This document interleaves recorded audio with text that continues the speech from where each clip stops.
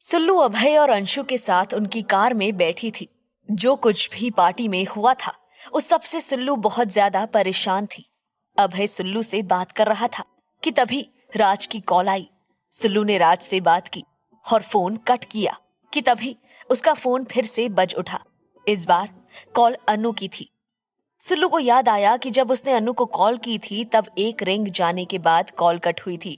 मतलब अनु के पास उसका मिस कॉल गया होगा, इसलिए उसने कॉल बैक किया।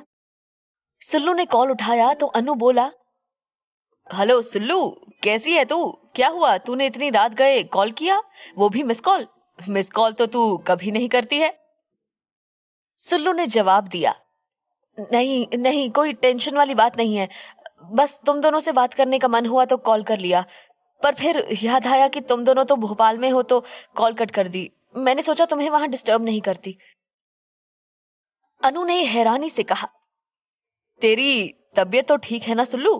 तू इतना कब से सोचने लग गई, और वो भी हमें कॉल करने के लिए? एंड बाय द वे, हम दोनों वापस आ गए हैं, हमारी ट्रेनिंग खत्म हो गई है। अब तू सीधे सीधे बता कि क्या प्रॉब्लम है। सुल्लू ने जवाब दिया, नहीं सच में कोई प्रॉब्लम नहीं है अनु, मैं ठीक हूँ। देख सुल्लू, ज्यादा भाव मत खा, तुझे सूट नहीं करता। तू बता रही है या मैं नीलू को लेकर तेरे घर आऊं? सुल्लू ने थोड़ी तेज आवाज में कहा, नहीं ऐसा मत करना, मैं अभी घर पर नहीं हूँ, एक पार्टी में गई थी, वहां से घर जा रही हूँ।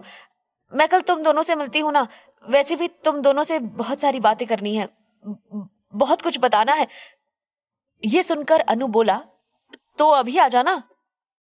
सुल्लू ने जवाब दिया, अनु इस समय रात के 11:30 बज रहे हैं, इस वक्त कैसे आऊं, और इतनी लेट तुम्हारे यहाँ आऊंगी तो घर पर क्या बताऊंगी।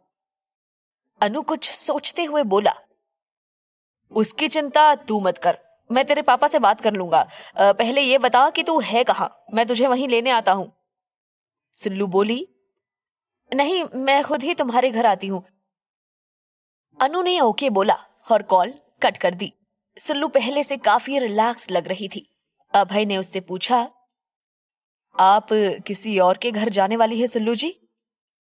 सुल्लू ने जवाब दिया, हाँ मेरे बचपन के दोस्त हैं नीलू और अन्नू, उन्हीं के यहाँ जा रही हूँ। एक्चुअली अभय जी, अभी मेरा दिमाग बिल्कुल भी ठीक नहीं है, और अगर इस हालत में मैं घर गई तो सब परेशान हो जाएंगे। मम्मी तो मुझे देखते ही समझ जाएगी कि मैं रोई हूँ, इसलिए आज की रात मैं अनु और नीलू के यहाँ रुक जाती हूँ। एक बार फिर सुल्लू का फोन बज उठा। फोन उसके पापा का था। सुल्लू ने कॉल पिक की तो उधर से पापा बोले, बेटा अनु का कॉल आया था, वो कह रहा था कि नीलू की तबीयत अचानक से बिगड़ गई है, इसलिए उसने तुझे वहां बुलाया है, तो तू पार्टी से सीधे उसके घर चली जाना। सुल्लू ने कहा, ठीक है पापा, वैसे मैं पार्टी से निकल चुकी हूँ, अनु के घर पहुंचकर आपको कॉल करती हूँ। इतना कहकर सुल्लू ने कॉल कट कर दी। अभय देख रहा था कि सुल्लू अब काफी सामान्य हो गई है, इसलिए उसने पूछा, सुल्लू जी एक बात कहूं, आपको अजीब नहीं लगता डेस्टिनी हमें बार बार अजीब हालातों में मिला देती है?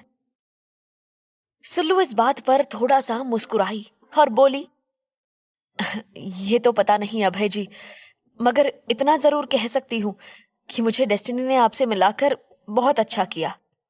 आप जानते हैं अभय जी, कभी कभी मुझे लगता है कि भगवान जी ने मुझे आपसे इसलिए मिलवाया है कि मेरी हर जरूरत के वक्त आप मेरी मदद कर सके। सच में, जब मुझे किसी की मदद की बहुत ज्यादा जरूरत होती है, उस समय आप कहीं से आकर मेरी मदद कर देते हैं। आज मैं आपको थैंक यू भी नहीं कहूंगी, क्योंकि आपकी इतनी मदद के बाद थैंक यू शब्द भी मुझे कम लगेगा। अभय हंसते हुए बोला, ऐसा ऐसा कुछ नहीं है सुल्लू जी, आपने मुझे अपना फ्रेंड कहा था ना, तो फिर ये तो मेरी ड्यूटी हुई। आप प्लीज ऐसा कुछ मत सोचिए। और फिर हमने तय किया था ना कि हम थैंक यू, सॉरी ऐसे कोई शब्द यूज नहीं करेंगे। और अगर आपको लगता है कि भगवान ने मुझे आपकी मदद करने के लिए ही मुझे आपसे मिलवाया है, तो मैं बस अपना काम पूरा कर रहा हूँ। हाँ। इतने में कार के पीछे की सीट से आवाज आई, और आप अपना काम बहुत अच्छे से पूरा कर रहे हैं भैया। ये अंशु था, जो आदतन अभय की खिंचाई कर रहा था। अभय को ध्यान ही नहीं था कि अंशु पीछे बैठा है। अब वो अपनी कही हुई बात के लिए शर्मिंदगी महसूस कर रहा था। उसे पता था कि अंशु इस बात के लिए उसे बहुत सताने वाला है। सुल्लू का ध्यान भी अंशु की ओर गया। वो काफी देर से जानना चाहती थी कि ये कौन है। उसने पीछे की ओर देखा। अभय ने जब सुल्लू को अंशु की ओर देखते हुए देखा तो बोला, अरे मैं तो आपका परिचय कराना ही भूल गया। सुल्लू जी, ये मेरा छोटा भाई है अंशु, मेरा भाई भी और मेरा सबसे अच्छा दोस्त भी। और अंशु, ये सुल्लू जी है, मेरी दोस्त। अंशु ने सुल्लू को हेलो कहा, जिसके जवाब में सुल्लू ने भी उससे हेलो कहा। इसके बाद सुल्लू फिर से कार की सीट से टिक कर अपनी आंखें बंद करके बैठ गई। अभय ने उससे पूछा, सुल्लू जी, अगर आपको ठीक लगे तो क्या मैं गाने लगा सकता हूँ? सुल्लू ने कहा, मुझे कोई प्रॉब्लम नहीं है अभय जी। अभय ने कार में गाने चालू कर दिए। जगजीत सिंह की एक गजल बजने लगी। वो खत के पुर्जे उड़ा रहा था, हवाओं का रुख दिखा रहा था। सुल्लू को ऐसे गजलों से चिढ़ थी।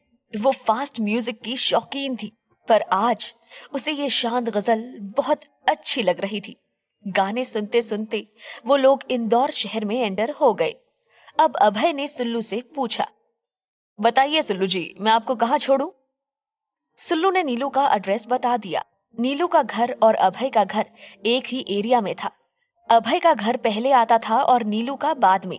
अंशु ने कहा, भैया आप मुझे पहले घर छोड़ दो, फिर सुल्लू को उनके फ्रेंड के घर ड्रॉप कर देना।